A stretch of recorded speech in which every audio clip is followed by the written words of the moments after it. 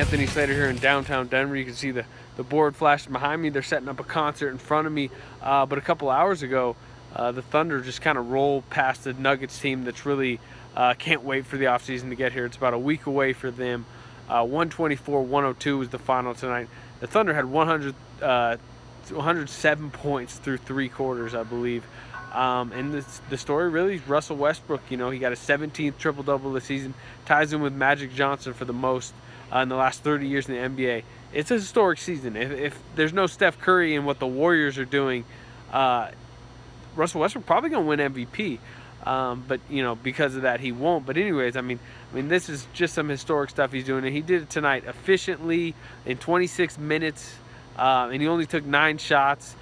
And it was really a team-wide effort beyond him, where you get a lot of contributions from the bench. And this Kanter goes for 18. Deion Waiters goes for 18 on 9 shots. The Thunder hit 15 threes. And then, you know, Serge Ibaka has 18 points. Kevin Durant scores 26. It's a 62nd straight game he's scored 20 or more points. Just incredible consistency. And the Thunder just did what they were supposed to do, beat a bad team. And with it, they officially clinched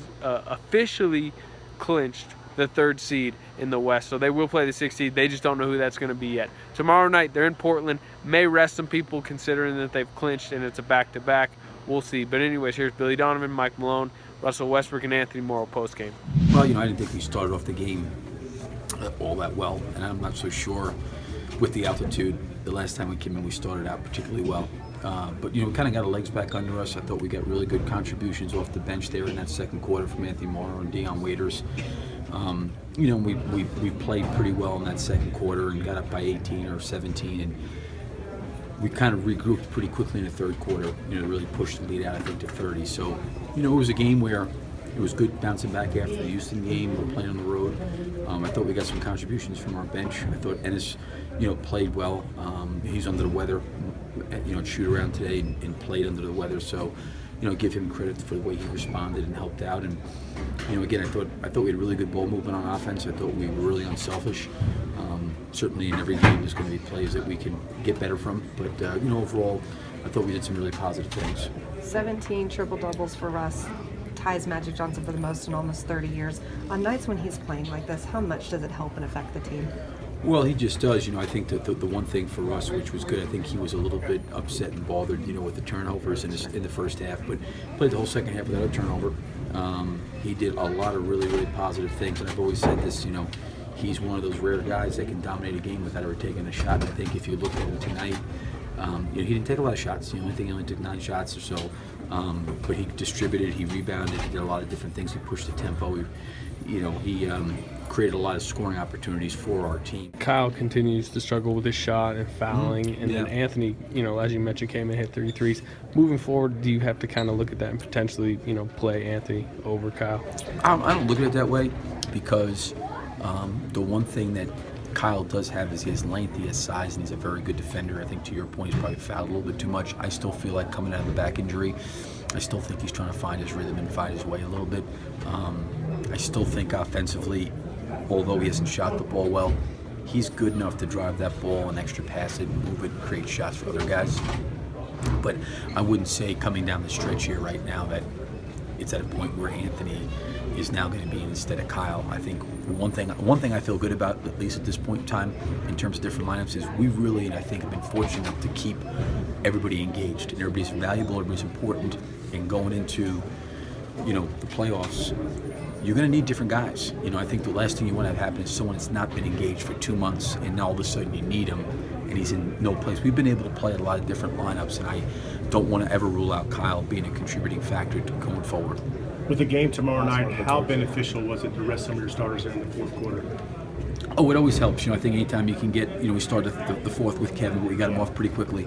I think it's always good to be able to get those guys, you know, some rest going into the next game. So I think with all those guys, you know, we're always mindful of their minutes, their loads, how much, you know, how many minutes they've logged during the week, all those kind of things. So, you know, that's a little bit out of my realm.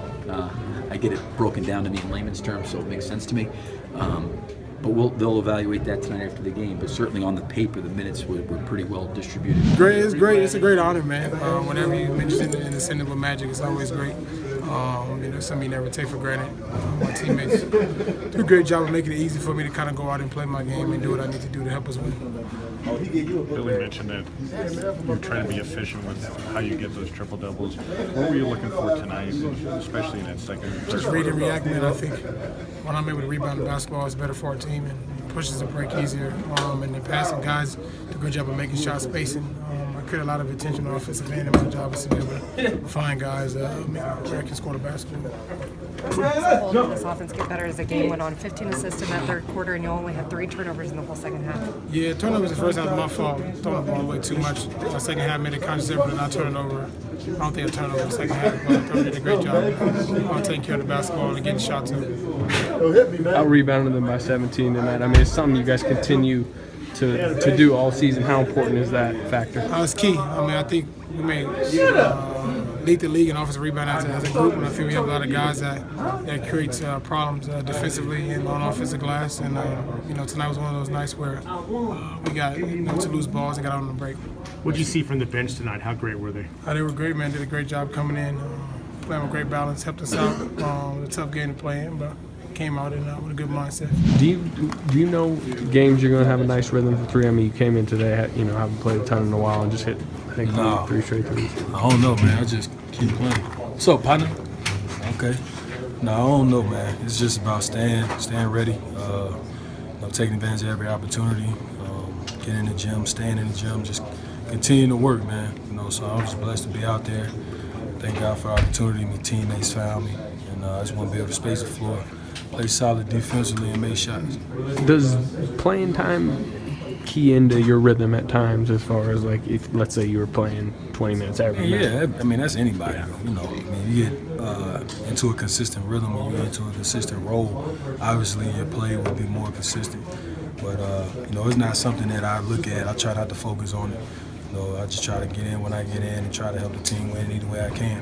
Tonight was great, but I prepare like I prepare for any other game. So no matter how many shots you get or what happens, you gotta be ready, prepared, and just stay aggressive. Russell had his 17th triple-double night tonight, ties Magic for the most, I think, in the last 30 years. Just, do you feel like your teammates having a historic season when you're playing with them? Definitely. I mean, every time I see them, every time we're on the floor, those guys, it could be a historic night. So like I said, man, I just like being out there helping him.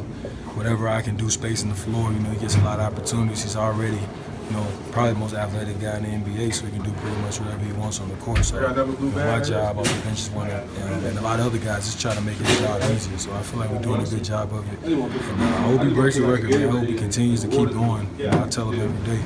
It's unbelievable seeing him do that, so I want to keep it going. Yeah, they went on a 27-4 run in that second quarter, and then we start the third quarter on a 5-0 run, and then they counter with a 17-4 run.